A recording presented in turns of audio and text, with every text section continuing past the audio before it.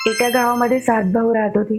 त्यांच्यात खूप प्रेम होतं, एकता होती. सर्वात लहान भावाचं लग्न होतं तेव्हापासून त्यांच्यातली एकता हळूहळू कमी व्हायला लागते. कारण त्याची बायको थोडी भांडखोर स्वभावाची असते. ती त्याचे कान भरून त्याला वेगळे राहायला भाग पाडते. म्हणून 6 भाऊ एकीकडे आणि लहान भाऊ एकीकडे असे ते राहायला लागतात. तर त्यांच्यातील सर्वात लहान भावाचं भांडण गावात एका गुंडाशी होतं.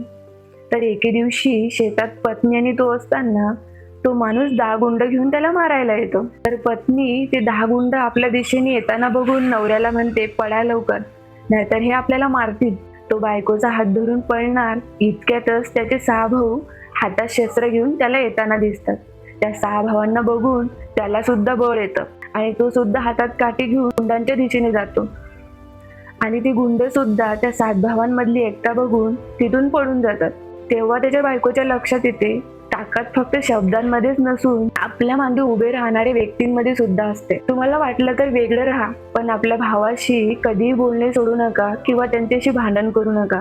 कारण आपले भाऊ आपल्या सोबत असतील तर आपण कोणत्याही संकटांना मात देऊ शकू.